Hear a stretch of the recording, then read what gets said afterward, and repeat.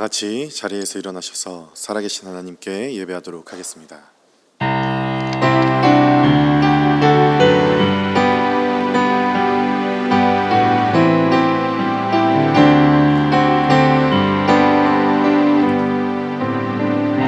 창조의 아버지,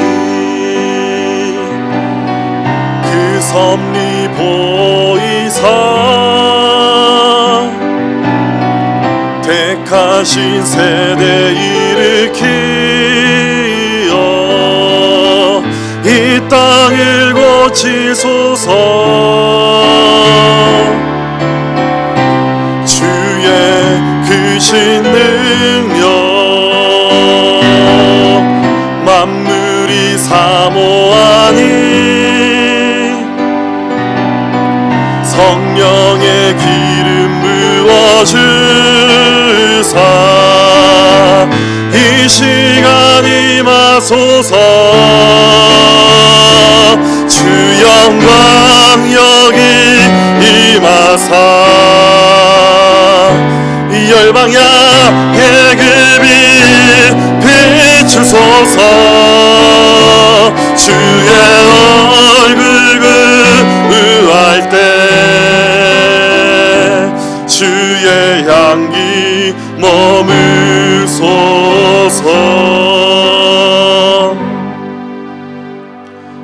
친히 나무에 달려 그 몸으로 우리 죄를 담당하셨으니 이는 우리로 죄에 대하여 죽고 의에 대하여 살게 하려 하심이라.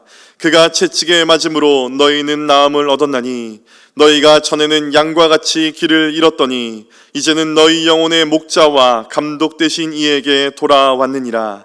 아멘. 우리의 참 주인 되신 아버지 하나님, 이 시간 주님께 우리의 마음과 뜻을 다하여 순복하며 나아왔습니다. 우리를 살리신 주 예수 그리스도의 보혈로 이 시간 우리를 덮어주시고 주 예수 그리스도 안에 있는 인자와 사랑을 맛보게 하여 주시옵소서. 살아계신 예수님의 이름으로 간절히 기도하옵나이다. 아멘.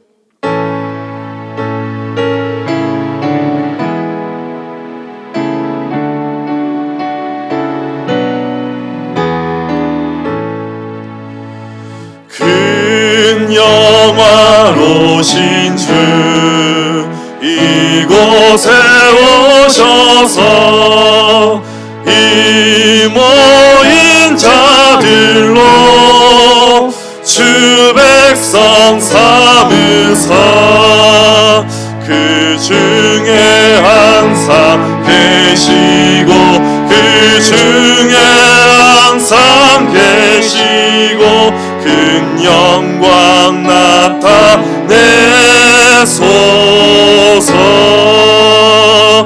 이 백성 기도와 또 예물 드림이 향내와 같으니 곧 받으옵소서. 주 예수 크신 복음을 주 예수 크신 복음을 만 백성 듣게 하소서. 또 우리 자손들 다 주를 기리고 선전돌같이 길하게 하소서. 주 그 원하신 능력을 주 그 원하신 능력을 늘 끝날까지 주소서. 주 믿는 만민이 참 진리 지키며 예성도들같이 주 찬송하다가 저 천국 보좌 앞에서 저 천국 보좌 앞에 선을 찬송하게 하소서.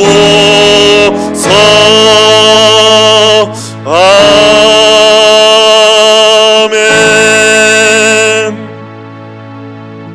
너희 의인들아 여호와를 즐거워하라. 찬송은 정직한 자들이 마땅히 할 바로다. 수금으로 여호와께 감사하고 열줄 비파로 찬송할지어다. 새 노래로 그를 노래하며 즐거운 소리로 아름답게 연주할지어다. 여호와의 말씀은 정직하며 그가 행하시는 일은 다 진실하시도다. 그는 공의와 정의를 사랑하시며 세상에는 여호와의 인자하심이 충만하도다. 여호와의 말씀으로 하늘이 지음이 되었으며 그 만상을 그의 입 기운으로 이루었도다. 그가 바닷물을 모아 무더기같이 쌓으시며 깊은 물을 곳간에 두시도다. 온 땅은 여호와를 두려워하며 세상의 모든 거민들은 그를 경외할지어다. 아멘. 전능하사 천지를 만드신 하나님 아버지를 내가 믿사오며 그 외아들 우리 주 예수 그리스도를 믿사오니 이는 성령으로 잉태하사 동정녀 마리아에게 나시고 본디오 빌라도에게 고난을 받으사 십자가에 못 박혀 죽으시고 장사한 지 사흘 만에 죽은 자 가운데서 다시 살아나시며 하늘에 오르사 전능하신 하나님 우편에 앉아 계시다가 저리로서 산자와 죽은 자를 심판하러 오시리라.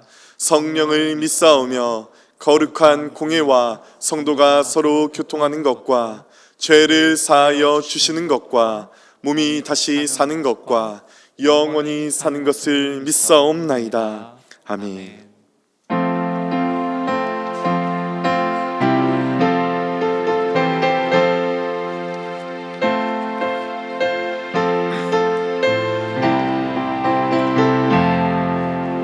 나 이제 주님의 새 생명 얻은 몸 옛것은 지나고 새 사람이로다.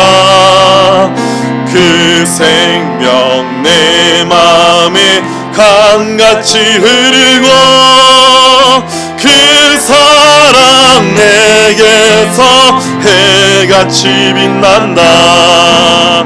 영생을 누리며 주 안에 살리라.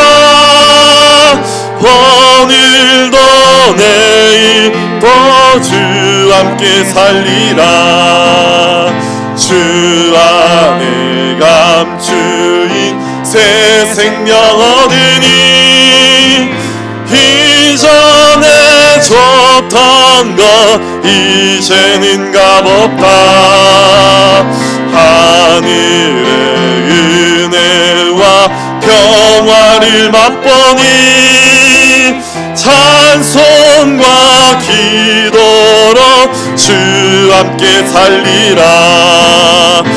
영생을 누리며 주 안에 살리라. 오늘도 내일도 주 함께 살리라.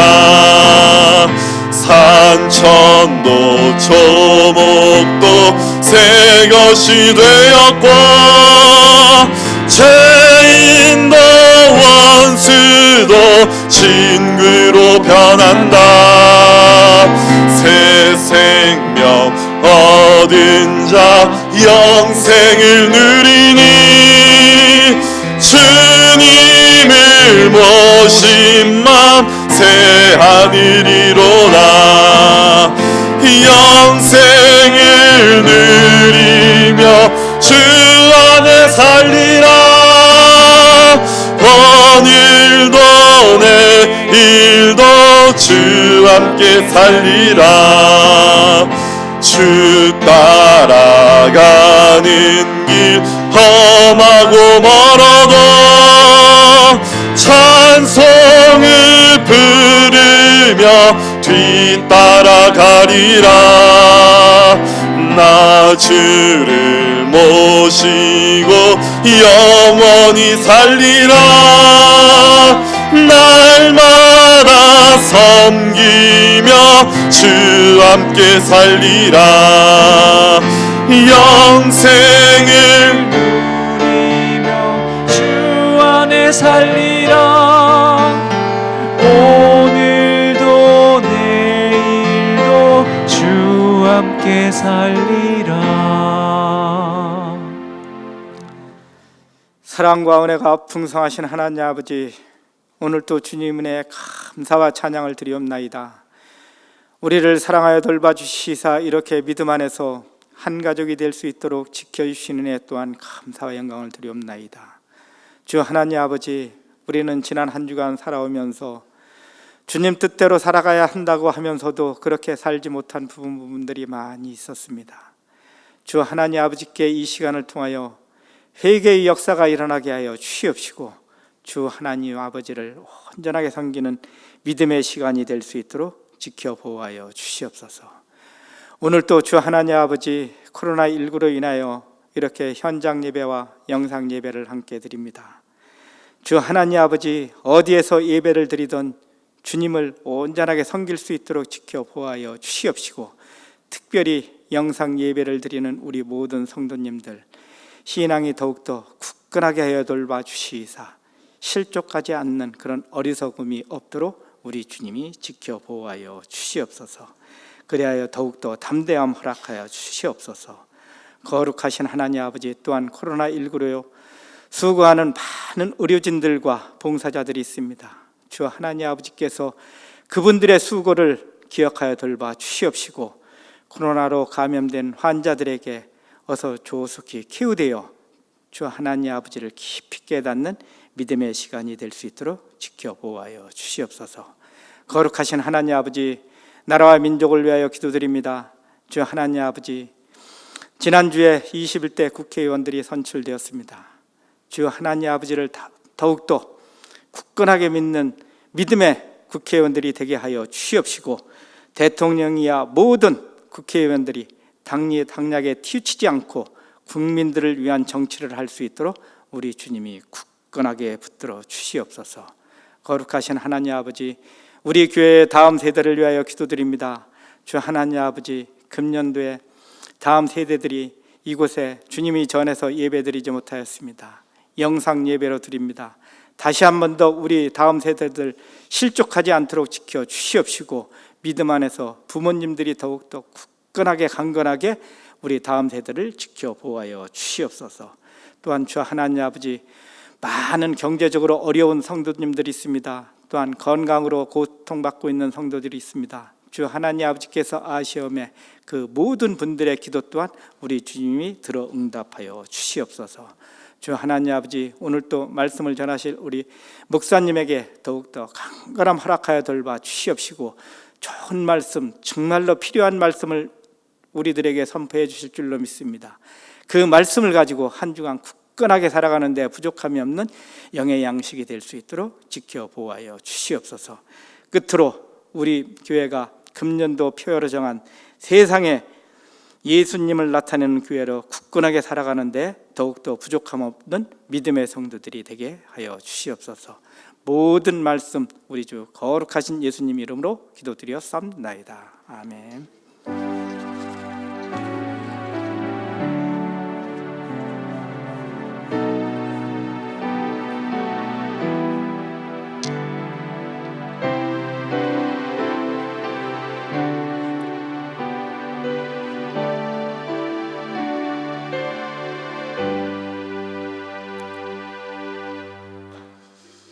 오늘 우리에게 주신 하나님의 말씀은 요한복음 20장 19절로 23절 말씀입니다.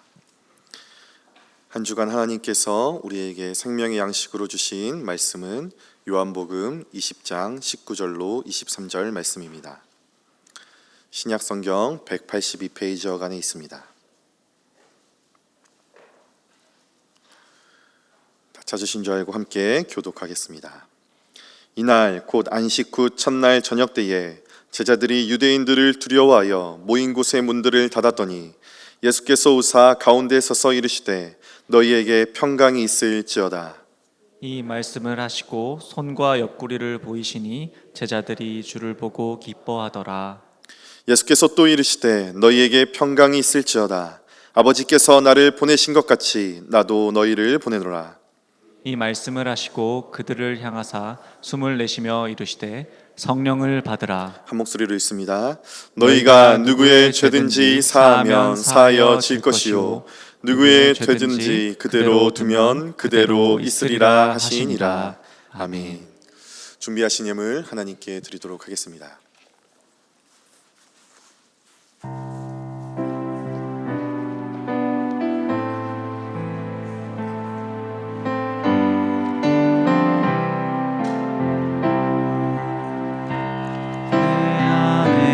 사는 이 예수 그리스도니 나의 죽음도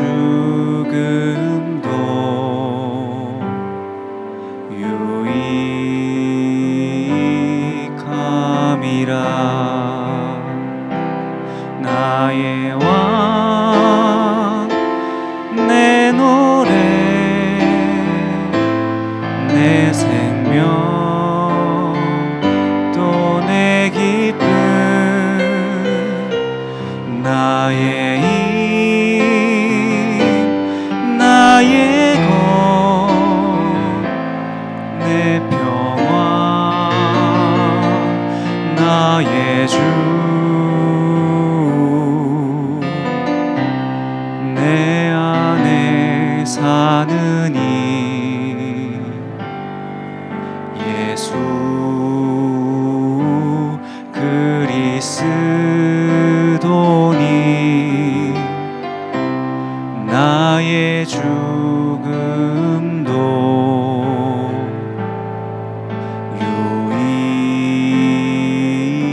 유익함이라. 하나님, 또 이렇게 우리들에게 하나님을 예배할 수 있는 은혜 주심을 감사합니다. 하나님, 세상이 많이 힘들고 어려운 가운데서도 성도로서 마땅히 예배하며 하나님을 만나지 않고서는 견딜 수가 없어 이 모양 저 모양으로 예배하며 하나님께 예물드리게 하심을 감사합니다. 아버지, 우리 인생을 살게 하는 것이 하나님의 은혜이며 우리 인생의 소망도 하나님밖에 없음을 깨닫고 이렇게 예배 드릴 때 예물 드리오니 받아 주옵시고, 예수님이 우리의 소망 되시고 예수님 우리의 미래가 되어서 예수님 때문에 한 치 앞도 보이지 않는 우리 인생길이 밝아지게 하시고 소망 있게 하시고 주님 안에서 복되게 열릴 수 있도록 늘 인도하여 주시옵소서. 우리가 가지고 있는 소유물로 기뻐할 수 있지만 아버지 하나님, 이것으로 더 기뻐할 하나님께 예물로 드리오니 받아 주옵시고, 소유물로 살아가는 인생이 아니라 하나님의 주시는 은혜와 사랑으로 살아가는 우리가 되어서 이 땅의 것들을 뛰어넘어 하나님 주시는 것으로 천국을 누리며 살아갈 수 있는 풍성함도 더불어 허락하여 주옵소서. 아버지 하나님, 어려움을 당한 이웃들을 위해서 힘이 되고자 또 구제헌금도 드렸습니다. 받아 주옵시고, 우리의 손길들이 교회를 세우고 낭망에 지쳐있는 성도들을 세울 수 있는 귀한 손길로 쓰임받으며 드린 물질을 드린 손길마다 그렇게 하나님의 능력으로 드려 쓰임받도록 능력과 은혜를 더하여 주시옵소서. 오늘 또 이 모양 저 모양으로 하나님께 들어 쓰임받고자 이 모양 저 모양 헌금을 드렸습니다. 받아 주옵시고, 내 인생이 주님 안에서 더욱더 가치 있게 되게 하시고 소망 있게 하시고 주님 안에서 쓰임받는 인생으로 살아가도록 하나님 복 내려 주옵소서. 예수님의 이름으로 기도하옵나이다. 아멘. 교회 소식 전하겠습니다. 네, 이번 주부터 약간은 사회적 거리두기를 하지만 조금 완화되어서 사회적 거리두기를 진행한다는 그런 방침들을 제가 조금 들었습니다. 그래서 내일부터는 우리가 새벽 예배를 재개하겠습니다. 예배는 똑같이 이렇게 방역 지침을 지키면서 예배하는데 새벽 예배만 현장 예배를 열도록 하겠습니다. 물론 음성도 제공하지만 현장 예배를 먼저 새벽 예배를 열도록 하겠습니다. 그렇게 하시고 새벽 예배 참여해 주시고, 새벽 차량 운행은 하지 않는다는 건 밀폐된 공간이기 때문에 그렇게 아시기 바라겠습니다. 코로나19 구제연금 원래 대구 지역을 위해서 쓰여지기로 했었는데 더 급한 또 우리 교회가 섬기는 미자립 교회들의 임대료 지원 사업으로 전달해 드렸습니다. 미처 동참하지 못한 성도께서는 함께해 주시면 감사하겠습니다. 코로나19로 인해서 계속해서 차량 운행하지 않는다는 것 기억해 주시기 바라겠고요. 성경 필사에 참여하신 가족들에게 감사의 말씀을 드리면서 모바일로 선물 쿠폰을 아마 오늘 내일 드리게 될 겁니다. 그렇게 하시고, 제출하신 성경 필사 노트는 본당 노비에 진열되어 있는데 이렇게 보시기 바랍니다. 보시면 참 은혜가 되어지고요, 감동이 되어집니다. 다른 광고는 주보 참조하시고, 예배 후에 순장 모임 간단하게 간담회가 있습니다. 몇 가지 상의할 거 있고 또 논의할 게 있으니까 잠깐 모여주실, 본당에 그냥 그대로 모여주시면 되겠습니다. 그리고 예배 후에 퇴장할 때, 들어올 때는 이렇게 한 곳으로 들어왔지만 퇴장할 때는 여러 곳으로 나가셔야 됩니다. 분산해서 나가시기 바라겠습니다. 특별하게 엘리베이터는 이용하지 않으시면 좋겠습니다. 무릎이 힘드신 분들만 엘리베이터를 이용하고, 그렇지 않은 분들 이쪽 통로 또 이쪽 통로 다 이용해서 분산해서 나가셔야 됩니다. 너무나 많이 모여서 같이 나가는 건 위험하니까 우리가 그게 방역 지침이거든요. 그래서 2m 간격을 유지해서 분산해서 퇴장해 주시면 감사하겠습니다. 이 시간은 우리 유인수 장로님 특성으로 하나님께 영광 돌리겠습니다.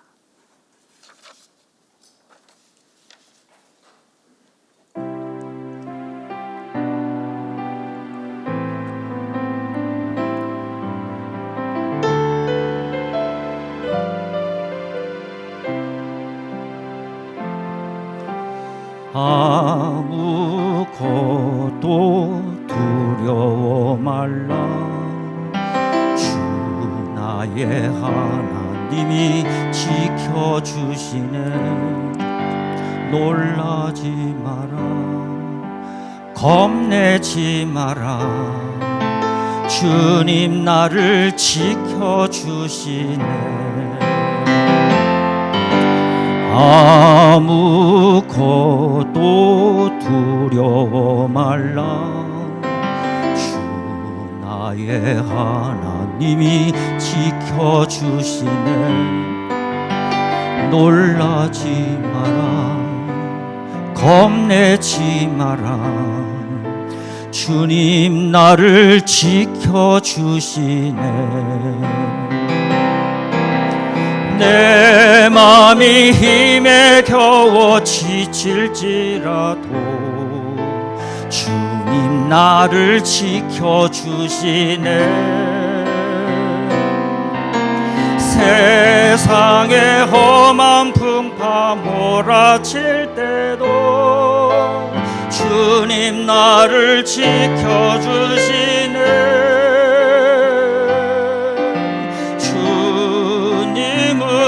나의 산소,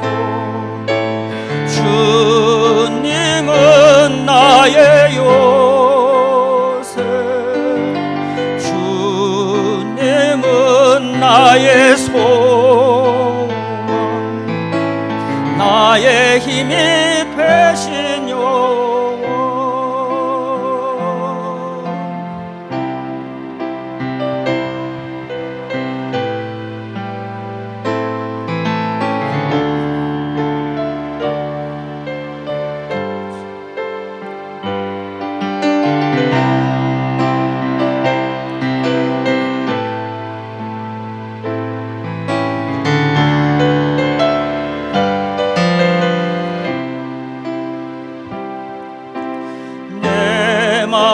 힘에 겨워 지칠지라도 주님 나를 지켜주시네.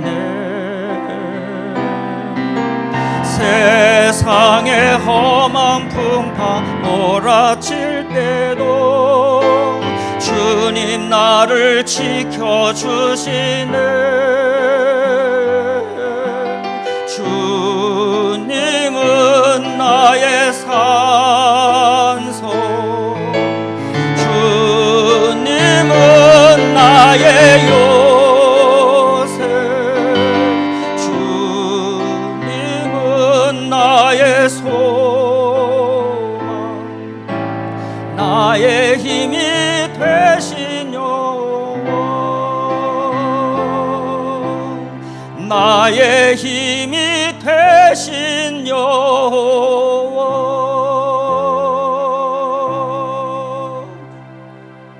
아멘. 감사합니다. 이렇게 우리 장로님들이 특송하니까 너무 좋죠. 너무 감사해요. 다음번에도 또 이렇게 개인적으로 특송을 좀 부탁하겠습니다. 그러기 전에 좀 특송으로 영광 돌리실 분 있으면 우리 김용기 목사님께 또 목사님들께 연락 주시면 좋겠습니다. 안 그러면 부부가 할 수도 있고요, 가족이 할 수도 있을 것 같아요. 오히려 이 기간을 통해서 이렇게 찬양으로 영광 돌리는 가정과 성도가 많았으면 좋겠습니다. 다음 주에 누가 될지 기대가 됩니다. 요즘 우리 막내 아이가 재미 붙인 게 하나 있습니다. 뭐냐면 바로 콩나물 키우기입니다. 제가 워낙 콩으로 만든 음식을 되게 좋아합니다. 그래서 뭐 콩나물 무침, 콩나물 국, 콩나물 국밥, 콩나물 짠지밥 아세요? 모르죠? 그 기가 막 우리 와이프가 잘 압니다. 저는 콩나물이 들어간 음식은 다 좋아합니다. 정말 좋아합니다. 일전에 제자 훈련하는데 제가 우연히 그 말을 나눴더니 세상에 한 성도님께서 장에 갔다가 콩나물을 비닐봉지에 사오셔가지고 저한테 선물로 준 적이 있습니다. 제가 지금까지 목회 인생 얼마 안 되지만 콩나물을 선물로 받아본 적은 처음입니다. 이 기회로 참고로 말씀드리는데 제가 콩나물만 좋아하진 않습니다. 제가 소고기도 좋아합니다. 농담입니다. 네.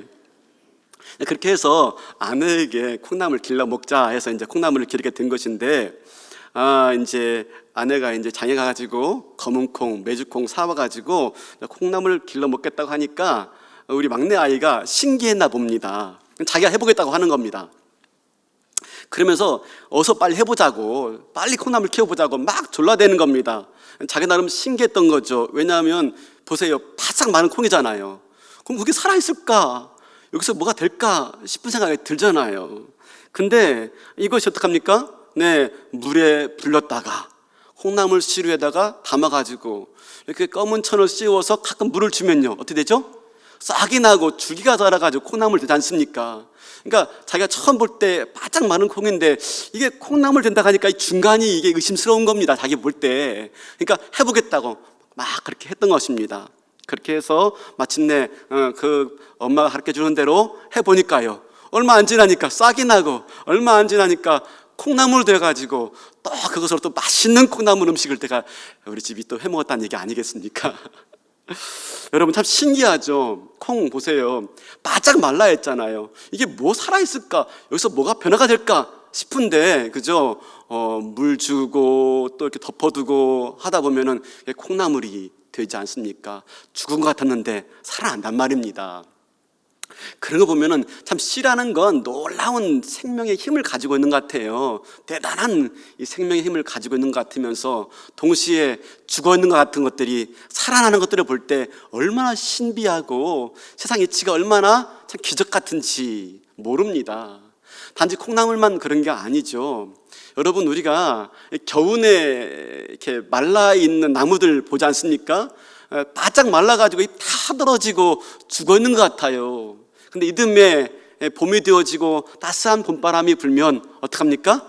줄기에서 연하디 연한 그 푸르른 싹이 돋지 않습니까? 마침내 거기에서 또 줄기가 나오고 또 잎사귀가 나와서 죽음 같은 나무가 살아나는, 우리가 그런 기적들을 우리가 매번 봄마다 보지 않습니까?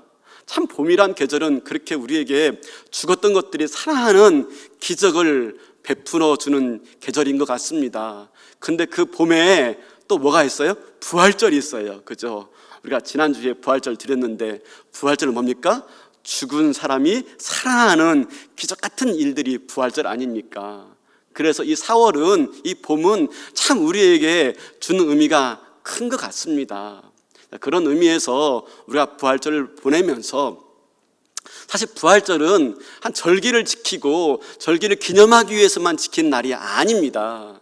우리가 부활절 메시지를 듣는데 부활절 기념하기 위해서만 이 부활절 메시지를 듣는 게 조금은 안타깝습니다.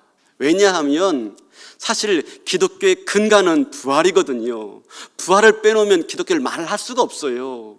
그런데 이 부활절 기념해서 한 번 전하는 메시지로 듣기에는 너무나 많은 생명이 있고 능력이 있고 은혜가 있다 하는 말입니다. 그래서 부활절 지났지만 오늘 또, 그리고 또 몇 주 더 이어서 이 부활에 대한 메시지를 저희가 나누면서 다시 한번 부활의 생명으로 우리의 남은 날들을 생명력 있게, 능력 있게, 은혜 있게 살아가는 그런 저와 여러분의 그런 또 시간들이 되었으면 좋겠습니다.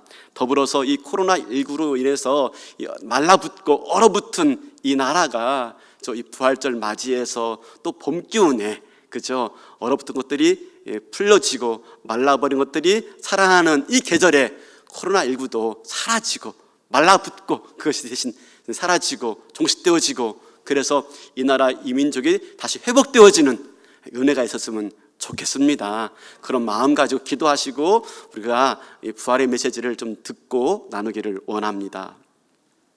사도 바울이 고린도전서에서 이렇게 말합니다. 고린도전서 15장 19절인데 이렇게 말합니다. 만일 그리스도 안에서 우리가 바라는 것이 다만 이 세상의 삶뿐이면 모든 사람 가운데 우리가 더욱 불쌍한 자리라. 여러분 어떻습니까? 부활 때문에 제가 내 삶이 좀 바뀐 게 있습니까? 부활 때문에. 다시 말하면 예수 믿은 이후로 내 삶에 좀 변화가 있습니까? 만일 부활이 내 삶에 아무런 영향을 미치고 있지 못하다면 우리는 한번 조용히 나를 심각하게 되돌아봐야 됩니다. 왜 그렇습니까? 부활은 내 삶에 결정적인 영향을 미치고 내 삶을 바꿔놓기 때문에 그렇습니다. 사도 바울이 이렇게 말하죠. 만일 부활이 사실이 아니라면 나는 이 세상에서 가장 불쌍한 사람입니다. 이게 무슨 말입니까? 부활한 예수를 만나서 자기 인생이 되바뀌었기 때문입니다. 실제로 사도 바울은 다메섹으로 가는 길에서 부활하신 예수님 만납니다. 만나고 그의 세상이 완전히 바뀝니다. 그래서 어떡합니까? 지금까지 살아온 삶의 방식을 다 바꾸고 다 버리고 새로운 삶을 살아갑니다. 사실 그가 부활하신 예수님 만나기 전에는요 대단한 사람이었습니다. 학벌적으로, 혈통적으로, 가문이 있어서나 경력이 있어서나 아주 대단한 인물이었고요. 그냥 이대로 가만히 있어도 그의 인생은 보장된 인생이고요. 하고 싶은 것 마음대로 할 수 있는 인생이었습니다. 그런데 어떻습니까? 부활하신 예수님 만나고 모든 게 바뀌고 만 겁니다. 그렇게 자랑스럽게 여겼던 것들이 배설물처럼 여기게 되었고, 그 전에 무가치하게 보인 것들이 가장 가치 있는 삶이 되었고, 자기 인생의 목적과 방향이 달라진 거예요. 내가 뭘 위해 살아갈 것인가 하는 게 완전히 바뀐 겁니다. 정반대로 바뀐 것입니다. 그래서 복음이 가치 있는 것이고 이걸 위해서는요 어떤 희생도 무릅쓰고 있는 겁니다. 손해와 고생과 모욕과 핍박도 기쁨으로 여기고 있는 거예요. 사도 바울의 인생이 복음을 전하면서 얼마나 고난당했는지 모릅니다. 그는 일평생 그런 인생을 살다가 마침내 네로 황제에 붙잡혀가지고 그죠? 참수되어지고 마침내 순교를 당하지 않았습니까? 왜 이렇게 됐죠? 왜? 예수님 만난 겁니다. 부활의 예수님 만난 겁니다. 부활의 예수님 만나자 뭐가 바뀌었습니까? 모든 게 바뀐 겁니다. 그래서 이렇게 말하죠. 만일 부활이 없었더라면 나는 모든 사람 가운데서 진짜 불쌍한 인생입니다. 여러분, 한번 우리 이 시점에서 조용히 생각해 봐야 됩니다. 정말로 나는 예수님 만난 것이 내 인생의 불행인지 아니면 행복인지, 예수님 만난 다음에 불행과 행복이 바뀌었는지 안 바뀌었는지, 만일 부활이 없다면 난 정말 불쌍한 인생이야 라고 말할 수 있는 삶을 살고 있는지, 다른 말로 말한다면 내가 부활을 믿기 때문에 이 세상 살아가면서 희생한 게 있는지, 쏟아본 게 있는지, 그죠? 내가 예수 믿지만, 내가 부활의 주님 만났지만 여전히 이 세상 살아가면서 쏟아본 게 하나도 없고 희생한 게 하나도 없다면 나는 정말로 부활을 믿는 사람인가? 아닐 수가 있다는 것이죠. 먼 훗날 내가 예수 믿고 살다가 죽었어요. 근데 죽고 나 보니까 부활이 없는 거예요. 여러분, 그럴 때 나는 정말 손해봤다 라고 느낄 인생인지, 아니면 난 별로 손해본 게 없어 라고 느낄 인생입니까? 내가 부활한 예수님 만나고 나서 내 삶에 희생한 게 있고 손해본 게 있고 헌신한 게 있는 사람은 부활이 없다 라고 했을 때 손해봤다 라고 느낄 거예요. 근데 만약에 내가 예수 믿고 나서 별로 손해본 거 없고 희생한 게 없고, 그죠? 내가 별로 헌신한 게 없다면 나중에 살고 보니까 부활이 없어. 괜찮아. 난 별로 손해본 게 없거든. 여러분, 나는 어떤 사람일까요? 나는. 그죠? 부활은 모든 걸 뒤바꿔 놓기 때문에 그렇습니다. 그래서 오늘 우리가 부른 찬송가 436장 보니까 이전에 줬던 것 이제는 값없고, 죄인도 원수도 친구로 변하고, 모든 게 바뀐 거예요. 모든 게. 나중에 하나님이 없는 것으로 드러났을 때 내 인생, 손해본 인생으로 드러날까요? 안 그럴까요? 그렇죠? 나를 위해서만 시간을 쓰고 나를 위해서만 물질을 썼다면, 그죠? 예수 믿어도 나를 위해서만 시간 쓰고 나를 위해서만 물질을 썼다면 나는 별로 손해본 게 없을 것입니다. 근데 주님을 위해서, 교회를 위해서 시간을 드리고 재물을 드렸다면요, 물질을 드렸다면 우리는 만약에 부활이 없다면 손해본 인생이라고 말할 수 있을 것입니다. 사랑하는 성도 여러분, 부활의 주님을 믿는다는 건 바로 이걸 말하고 있는 것입니다. 손해가 있느냐, 그죠? 희생이 있느냐, 불쌍한 사람인가 아닌가. 세상 기준으로 볼 때는 진짜 어리석은 일인데 마다하지 않는 거예요. 세상 눈으로 볼 때는요, 정말 손해보는 일이에요. 바보 같은 일이에요. 근데 그게 가는 겁니다. 왜요? 부활한 주님 만났기 때문에, 부활의 내 인생의 가치를 싹 바꿔놨기 때문에. 어떻습니까? 나는 세상 사람들이 살아가는 방식과 똑같이 살아가고 있습니까? 하나도 손해보려고 하지 않습니까? 조금이라도 내가 희생하려고 하지 않습니까? 그렇다면 정말 내가 부활을 살고 있는가 의심해 봐야 된다는 것이죠. 우리가 살아가면서 정말 뻔히 알고도 손해볼 일이 많습니다. 우리가 살아가면서 뻔히 알고도 희생할 일이 많습니다. 근데 그때에도 내가 그것을 그냥 내가 기쁘게 여기느냐, 아니면 내가 누군데 내가 이런 거에 쏘가 넘어올 줄 알아? 하면서 약삭빠르게 머리 굴려가지고 이해관계 싹 살펴가지고 전혀 손해보지 않으려고 살아간 인생이냐, 부활을 살아가는 사람이냐 아니냐는 걸 볼 수가 있는 거예요. 교회에서도 마찬가지예요. 지난번 교회에서 부목사로서 담임 목사님을 섬기고 있을 때였습니다. 어느 날 목사님께 낯선 손님이 한 명이 찾아왔습니다. 미리 전화를 해가지고 이렇게 상의해 드릴 게 있다고 하면서 또 다른 사람이 전화가 온 겁니다. 자기가 CBS 기자라고 하면서 말입니다. 기독교 방송 기자라고 하면서 목사님께 한 분이 찾아갈 건데 제가 소개한 사람이에요, 목사님을. 그러니 한번 만나보세요 라고 전화가 온 거예요. 그리고 그분이 온 거예요. 그러니까 이제 목사님은 CBS 방송 기자가 전화를 했으니까 그분에 대해서 신뢰감을 갖고 있는 것이죠. 근데 이분이 찾아와서 그 당시 송태근 목사님하고 이렇게 대화를 나누는데, 장시간 대화를 나누는데 저는 그 자리에 없었으니까 무슨 대화가 오갔는지 모릅니다. 나중에 전해 들었죠. 나중에 그 얘기를 전해 들었고 시간이 오래돼가지고 제가 기억이 가물가물합니다. 근데 이제 이분이 이제 기독교 방송에 작가님께 소개가 됐나 봐요. 그러니까 기자가 전화 온 거죠. 포항제철에 근무하시는 분인데 그만 불의의 사고로 자녀를 잃은 겁니다. 불의의 사고로 자녀를 잃자 이 자녀를 잃고 나서 보상금이 돌았어요. 근데 와이프 잃고 자기 혼자 아들을 키우고 있었는데 이 아이가 죽었으니 얼마나 낙심이 큽니까? 그래서 자기도 죽으려고 했는데 그만 죽지 못하고 다리만 조금 장애를 입은 겁니다.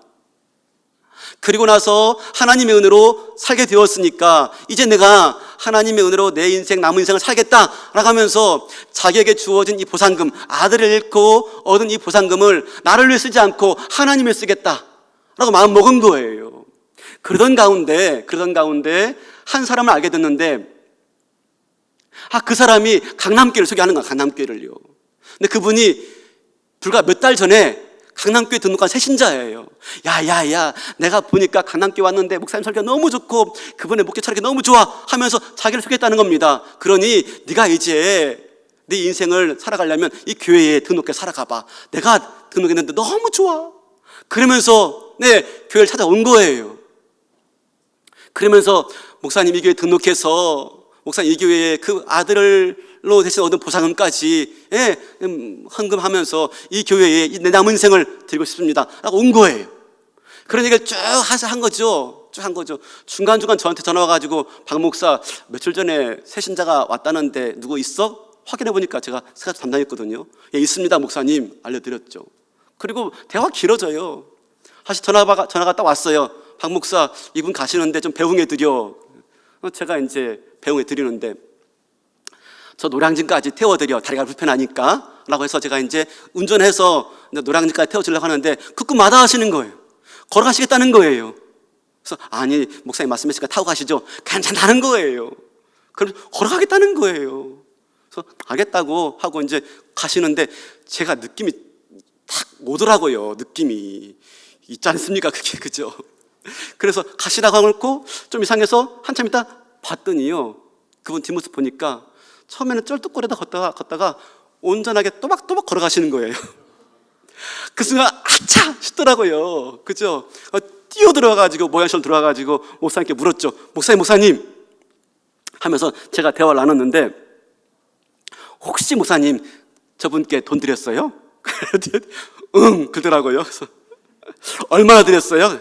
지갑에 있는 거 다 한 20만 넘는 돈을 드린 거예요. 아이 목사님 사기당한 것 같습니다. 왜? 걸어가는 모습 보니까 나중에 보니까요 저 멀리 보는 게 또박또박 걸어가던데요. 아 그래? 그래도 나도 긴가민가 했었어.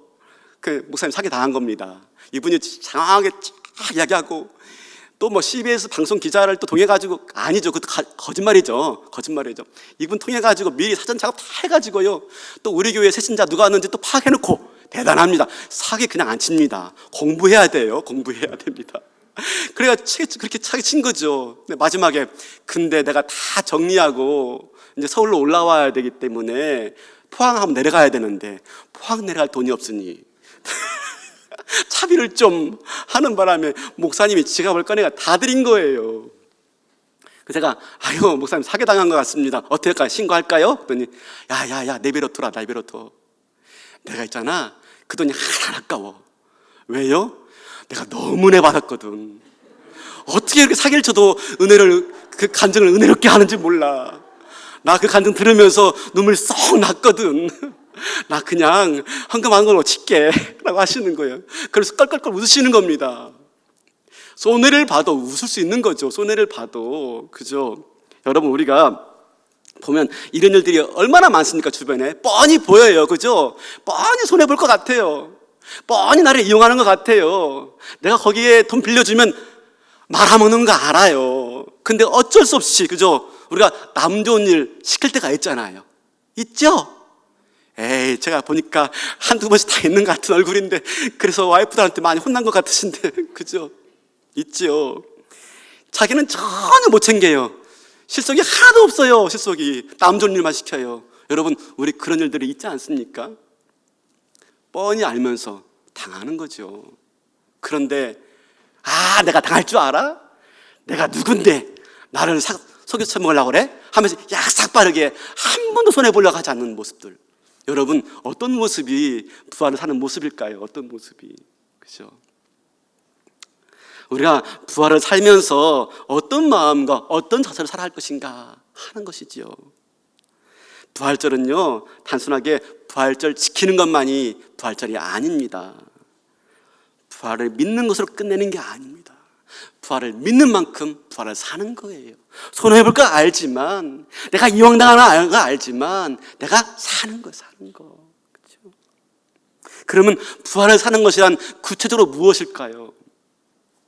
부활을 사는 것은요, 첫 번째로 타인을 위한 희생이 부가치하지 않다는 걸 아는 겁니다. 타인을 위한 희생이 부가치하지 않은 거예요. 세상은요, 타인을 위해서 희생하는 것 바보 같은 일이라고 합니다. 바보 같은 일이라고. 아니, 나를 위해서 살아가는 것도 힘든 세상인데 남을 위해서 살아가? 그렇죠? 사랑하는 성도 여러분, 예수님은 아무 죄가 없는 분이었어요. 평생 그런데 남의 좋은 일만 시키며 사시다가 죽었습니다. 자기를 배반하고 자기를 무시하고 자기를 이용하는 그들을 위해서까지도 십자가에 죽으시면서 뭐라고 말합니까? 네, 그들은 어떤 일을 하고 있는지 알지 못해요. 하나님 그들을 용서해 주세요. 남을 위한 희생 무가치한 줄 알았습니다. 남을 위한 희생 바보 같은 줄 알았어요. 그런데 마침내 예수님이 십자가에서 부활하신 겁니다. 그걸로 끝난 게 아니에요. 그로 말미암아 많은 사람들이 예수를 알게 되었고, 많은 사람들이 예수의 생명으로 건너게 되었고, 많은 사람들이 소망이 있는 삶을 살게 된 것이죠. 하나라의 미랄이 땅에 떨어져서 수많은 열매를 맺게 된 겁니다. 여러분, 부활을 사는 사람은 어떤 사람입니까? 네, 타인을 위한 희생이 결코 무가치하지 않다. 언젠가 이것이 귀한 가치와 귀한 열매로 돌아온다 하는 걸 믿고 살아가는 것입니다. 이게 부활을 살아가는 사람의 모습이에요. 두 번째로, 부활을 사는 사람은요, 결국에는 선이 악을 이기더라 하는 걸 믿고 살아가는 사람입니다. 선이 악을 이기더라. 이 세상은 악이 세상을 지배하는 것 같습니다. 그죠? 선을 행하기가 쉽지가 않아요. 악 앞에 선이 얼마나 무력한지. 우리가 간혹 드라마나 영화를 볼 때 권성징악을 표방하는 드라마나 영화를 봐요. 그거 좋아합니다. 왜 그렇습니까? 현실이 안 그렇거든요. 현실은 늘 악이 승리하거든요. 늘 선이 지거든요. 그러니까 드라마를 통해서나마 선이 이기는 걸 보고 싶어요. 그만큼 악이 승리하고 악이 지배하는 곳입니다. 그런데 우리 주님은요, 선하신 분이었습니다. 끝까지. 때로는 연약해 보이기까지 했습니다. 마침내 악에게 지는 것 같아 보였습니다. 십자가에서 무기력하게 죽고 말았죠. 근데 그게 끝이 아니었습니다. 십자가에서 예수님이 부활하신 겁니다. 선으로 악을 이기신 거예요. 마침내 그래서 선이 반드시 악을 이긴다 하는 것을 보여주신 것이 바로 부활 사건. 우리가 부활을 믿는다면 선은 힘이 없어, 선은 낭비야라고 하지 않고, 선이 반드시 악을 이기더라 하는 걸 믿고 오늘 또 내가 선을 향하며 살아가는 삶, 이게 부활을 사는 삶입니다. 세 번째로, 부활을 사는 사람은 사랑이 미움을 이기더라 하는 걸 믿고 살아가는 사람입니다.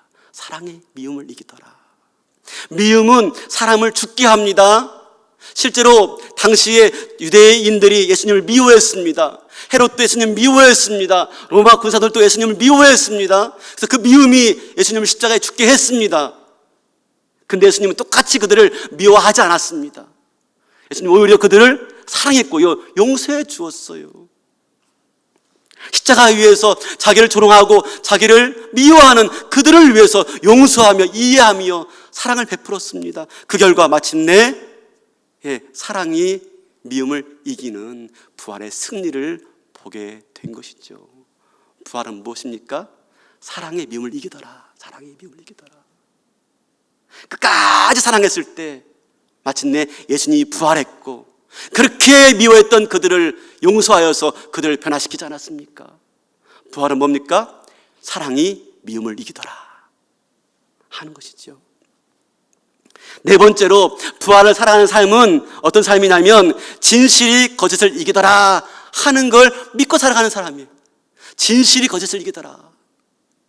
당시 유대인들이 얼마나 거짓 증언했습니까? 예수님에 대해서. 그죠? 거짓 증언하고 거짓으로 몰아붙이고 죄 없는 예수를 죄인 만들고. 근데 빌라도가 보니까 뭐라고 말합니까? 조사해 보니까 이 사람은 죄가 없다. 빌라도는 분명히 예수가 죄가 없다는 걸 알았어요. 죄가 없다고 말하니까 유대인들이 몰려들어서 야, 네가 죄가 없다고 말한다면 너는 너는 로마 황제에게, 가이사에게 반역하는 거야 라고 몰아붙이니까 어쩔 수 없이 거짓에 타협하고 맙니다. 마침내 예수를 십자가에 못 박게 내어주죠. 그런데 어떻게 됐습니까? 예수님은 거짓된 사람들에서 죽으셨지만 거짓에 지지 않았습니다. 마침내 십자가에서 부활하신 거예요. 진실이 거짓을 이기신 것입니다. 그러므로 부활을 믿는 사람은 어떤 사람입니까? 부활을 믿는 사람은 반드시 진실이 거짓을 이기더라. 거짓에 동조하지 않아요. 거짓에 타협하지 않아요. 진실을 믿고 진실이 승리한다는 걸 믿고 끝까지 나에게 손해가 와도 나에게 희생이 와도 진실을 지키는 사람, 이 사람이 부활을 사는 사람입니다. 근데 여러분, 이런 삶을 살기가 쉬울까요?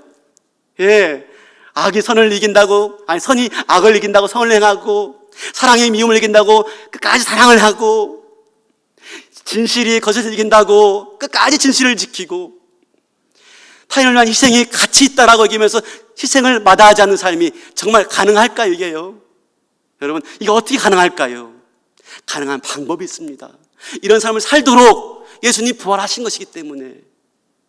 그러면 어떻게 해야지 이런 부활의 삶을 살 수 있을까 하는 것이지요. 오늘 본문에 보면은 부활하신 날 저녁에 제자들이 모인 곳에 예수님이 찾아왔습니다. 제자들은 유대인들이 무서워가지고 문을 꽁꽁 걸어담그고 있습니다. 마치 예수님 죽인 것처럼 자기들도 찾아가지고 죽일 걸 염려해서 말입니다. 그때 예수님이 제자들이 나타나서 말씀하십니다. 너에게 평강이 있을지어다. 두 번 말씀하십니다. 너에게 평강이 있을지어다 라고 말씀하시고 제자들을 향하여 숨을 내쉬며 성령을 받으라 라고 말하고 있습니다. 여러분, 이 대목은요, 성경에서 다른 곳에서 똑같이 보여지는 대목입니다. 이 부분이 똑같은 대목이 있어요. 어디죠? 창세기 2장. 그렇죠? 하나님께서 흙으로 사람을 지으시고 그 코에 생기를 불어넣으시니 사람이 생명이 된지라. 그 코에 생기를 불어넣다, 이 단어와 오늘 본문에 나와 있는 22절에 숨을 내쉬며 단어가 똑같아요. 엠피사우 똑같아요. 불어넣다. 여러분, 이게 뭘 말하겠습니까? 지금 예수님은요, 하나님이 창세 때 인간을 창조할 때와 똑같은 모습을 지금 제자들에게 베풀어 주고 있는 거예요. 창세기 2장에서 하나님이 사람에게 생기를 불어넣기 전에는 흙에 불과했습니다. 죽은 존재. 바짝 말라서 아무것도 할 수 없는 존재. 여러분, 똑같습니다. 제자들도 죽은 존재. 아니, 제자들뿐만 아니라 우리도 다 죽은 존재였습니다. 그 증거가 어디 있습니까? 그 증거가 바로 오늘 본문 19절에 보니까 유대인들을 두려워하여 모인 곳에 문을 닫았다라고 말합니다. 두려워하여. 죽은 존재, 내 안에 사망이 있고 사망의 나를 지배하는 모든 사람의 특징은 뭐가 지배합니까? 그 마음에 두려움. 두려움은 뭡니까? 두려움은 사망의 그를 붙잡고 있을 때 나타나는 현상의 두려움이에요. 죽음의 유혹 가운데 있을 때 두려운 것이죠. 여러분, 한번 볼까요? 인간이 죄를 범하고, 아담과 하와가 죄를 범하고 하나님께로 분리되었습니다. 영원한 생명으로 분리되었어요. 영원한 생명으로부터 분리되자마자 인간에게 찾아오는 감정이 뭔지 아십니까? 창세기 3장 보세요. 창세기 3장. 선악과 따먹고 8절. 그들이 그날 바람에 불 때에 동산에 거니시는 여호와 하나님의 소리를 듣고 아담과 그의 아내가 여호와 하나님의 낯을 피하여 동산 나무에 숨은지라. 여호와 하나님이 아담을 부르시며 그에게 이르시되 네가 어디 있느냐. 10절 다 같이 시작.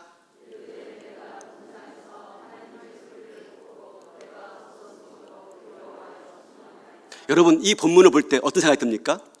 이상하지 않아요? 내가 벗었으므로 두려워하여 숨었나이다. 여러분, 벗었다는 걸 알면 그때 느끼는 감정이 뭡니까? 여러분, 벗었다는 걸 느끼는 감정은요? 창피함이죠. 수치스러움이죠. 여러분, 성경을 좀 삐딱하게 보는 게 저만 그렇습니까? 전 좀 삐딱하게 보이던데요? 아니, 벗었는데 왜 두려운 감정이야? 벗었으면 창피하거나 수치스러워야죠. 두려워할 때 이게 무슨 말이에요? 여러분, 벗었다 하는 것은 옷만 벗은 게 아니라 자기의 실체를 보게 된 겁니다. 자기의 본질을 보게 된 거예요. 영원한 생명이신 하나님께로부터 분리되어서 이제 생명이 단절되어지고 내 안에 사망이 찾아온 사람들, 벗었으므로 자기를 바라보니까 사망의 자기가 주장하고 있고 사망의 자기를 지배하고 있는 거예요. 그때 들어온 감정이 뭐라고요? 두려움. 지금 예수님을 보내고 남아있던 자들 마음 가운데 남아있는 마음이 뭐예요? 두려움. 똑같은 마음, 두려운 마음. 왜요? 분리됐기 때문에, 사망이 지배하고 있기 때문에. 그런 자들에게 찾아와서 예수님 뭐라고 말씀하십니까? 평강이 있을지어다. 여러분, 여기서 평강이 뭡니까? 평강은요, 단순하게 평화, 평안 이런 차원이 아닙니다. 여러분, 평강의 반대말이 뭔지 아세요? 평강의 반대말이 두려움이에요. 두려움의 반대말이 뭔지 아세요? 두려움의 반대말은 용감함, 담대함이 아니에요. 두려움의 반대말은 평강이에요. 평강. 내 안에 생명이 있을 때 우리는 평강이 내 내면을 지배하고 내 내면을 채우고, 그러나 내 안에 생명이 없을 때 우리는 두려움이 나를 지배하는 거예요. 부활하신 예수님께서 제자들에게 다가와서 숨을 내쉬면서 평강이 있을지어다. 처음 아담을 지을 때 하나님이 그 코에 생기를 불어넣듯이 숨을 내쉬면서 우리에게 새 생명을 주고 계신 것입니다. 새 생명. 그러니까 지금 이 장면은, 부활하신 예수님께서 하시는 이 장면은 창세기의 반복이고 창조의 재창조를 말씀하고 계신 것입니다. 창조했지만 범죄하여 타락한 인생을 다시 한번 새롭게 창조하는 자리가 바로 이 자리인 것입니다. 부활의 주님은 우리를 찾아와서, 두려움 가운데 헤매는 우리를 찾아와서 우리에게 새 생명을 주시고 재창조하시고 우리에게 허락하신 게 무엇입니까? 평안. 여러분, 우리가 평안하지 않으면, 내 마음이 평안으로 채워지지 않으면 우리 절대 손에 감수할 수 없습니다. 우리 안에 평안이 채워지지 않으면 내가 조금 더 손해보려고 하지 않습니다. 내 안에 평안이 없으면 내가 조금도 순간순간을 이겨낼 힘이 없어요. 내가 손해 안 봐야 됩니다. 악착같이 내가 이용당하지 않아야 돼요. 정신 똑바로 차려야 돼요. 나만 위해 살아가야 되는 것입니다. 그러나 평강이 나를 지배할 때, 나를 살게 하는 것은 내 힘이 아니라 내 안에는 이 부활의 생명이 나를 살게 하더라 하는 걸 알기 때문에 내가 평안할 수가 있는 것입니다. 여러분, 이 평안은 놀라운 평안입니다. 베드로가 복음 전하다가 훗날 감옥에 갇혔습니다. 내일 아침이면 사형장의 이슬로 사라질 순간이었는데 그날 밤 옥에서 골아 떨어지고 말았어요. 천사가 그를 흔들어 깨웁니다. 안 깹니다. 옆구리를 쳐야만이 겨우 눈 비비고 일어나서 잠을 깰 정도로 그를 깊은 잠에 골아 빠지게 한 게 뭡니까? 평안. 내일 죽는데, 자기도 알아요. 내일 죽는데 어떻게 그렇게 평안할 수가 있어요? 바로 이것이 하나님이 주신, 부활하신 예수님이 주신 평안이 그를 지배하고 있기 때문에. 근데 이 평안함은 부활한 모든 우리가 다 누리는 것인데, 부활하신 예수님이 재창조한 그리스도인들 가운데 주시는 선물인데, 그래서 그리스도인은 다른 자가 아닙니다. 평강의 사람. 그리스도인 이꼴 평강의 사람입니다. 여러분 아십니까? 사도 바울이 그의 서신을 많이 썼는데 그의 서신마다 평강이 있을지어다, 평강이 있을지어다, 이 말을 빼놓은 서신이 하나도 없습니다. 평강은 그리스도의 특징이에요, 특징. 그러면 어떻게 이 부활의 생명으로 내가 평강을 누릴 수가 있습니까? 오늘 본문에 그러죠. 숨을 내쉬며 이랬을 때 성령을 받아라. 성령이 무슨 성령입니까? 성령이 바로 우리를 살게 하는 영, 살게 하는 영. 로마서 말씀 볼까요? 로마서 11장에 보니까 이렇게 쓰여 있습니다. 로마서 8장 11절에 보니까 이렇게 쓰여 있어요. 예수를 죽은 자 가운데서 살리신 이의 영, 성령이죠. 너희 안에 거하시면 그리스도 예수를 죽은 자 가운데 살리신 이가 너희 안에 거하시는 그 영으로 말미암아, 성령으로 말미암아 너의 죽을 몸도 살리시리다. 성령이 우리를 살리는 겁니다. 살리는 것. 그럴 때 평강이 나를 가득 채우는 것이죠.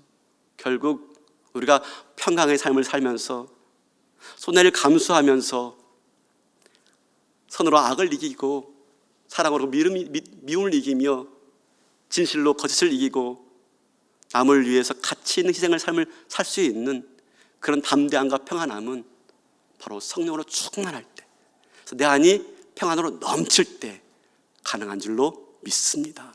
이걸 주로 오신 거, 이걸 주로. 사랑하는 성도 여러분, 그러므로 매 순간순간 우리를 성령께 드려야 됩니다. 성령이 나를 지배하도록, 성령이 나를 주장하도록, 그래서 내 안에 이 새로운 생명의 결과인 평안이 나를 채우도록. 그래야 우리가 부활을 살 수가 있습니다. 부활절은 기념하는 날이 아닙니다. 부활절은 내가 부활로 인해서 어떻게 거듭난 자연지를 확인하는 날입니다. 부활로 인해서 내 안에 주어진 게 무엇이며 부활로 인해서 내 안에 채워질 것이 무엇인지를 발견하는 날이며 그 평강의 힘과 능력으로 내 남은 날들을 어떻게 살 수 있는 것인지를 다시 한번 확인하는 날이 부활절인 줄로 믿습니다. 이 부활을 통해서 다시 한번 성령 충만하여서 내 삶의 평강에 넘치는 가운데 요동하지 않고, 좀 손해봐도 억울해하지 않고, 손해 안 보려고 막 약삭 빠르게 머리 막 굴리지 말고, 좀 손해보더라도, 그렇죠? 좀 남들이 나를 바보처럼 여기더라도 저 사람 참 실속 하나 없네 라고 할지라도 좀 내가 너그러워지고 좀 내가 여유 있게 살아가시는 저와 여러분 될 수 있기를 바라겠습니다. 그럴 때 여러분, 내가 타인을 위한 희생을 할 수가 있고요, 미워하지 않고 사랑으로 이길 수가 있고요, 그리고 진실이 거짓을 이기며 손으로 악을 이길 때 이 세상을 우리가 바꿀 수 있는 참 증인이, 부활의 증인이 되는 겁니다. 부활 믿는다고 뭐가 달라집니까? 믿음을 뛰어넘어서 살아야죠. 그렇게 선으로 악을 이기시고 사랑으로 미움을 이기시고 진실로 거짓을 이기시고 남을 위한 희생이 가치 있는 일인 줄 알아. 오늘도 그렇게 살아간다면 우리 통해서 이 세상이 달라지고 변화되어지고 아름다운 세상이 될 줄로 믿습니다. 콩 빨라 비틀어져가지고 아무것도 못해요.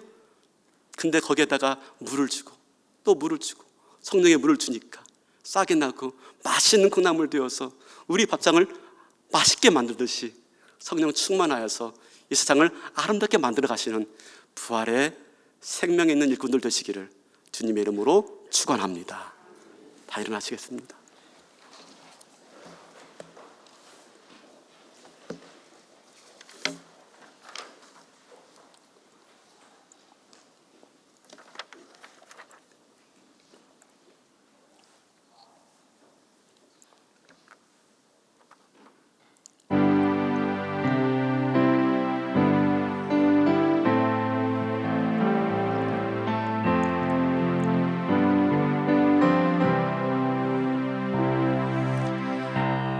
내 안에 사는 이 예수 그리스도니 나의 죽음도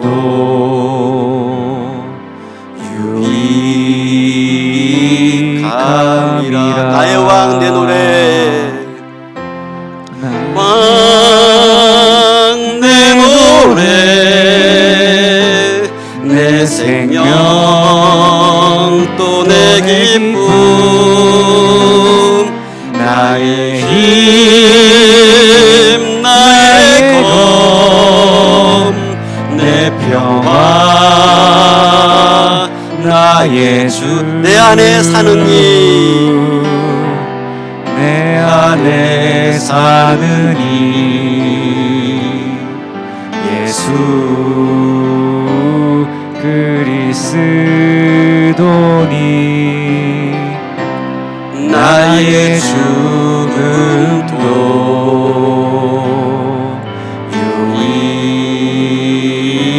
유익함이라. 지금은 우리 구주 예수 그리스도의 은혜와 하나님 아버지의 놀라우신 사랑하심과 성령님의 위로교통 평강 주심이 오늘 또 부활을 살아 내가 살아가는 세상을 아름답게 행복하게 바꾸며 오늘 또 성령으로 충만하여서 평안히 지배하는 삶을 통해서 부활을 살기를 다시 한번 다짐하는 모든 주의 백성들 머리 위에 심령 위에 가정 위에 생업 위에 이제로부터 영원토록 함께 있을지어다. 아멘.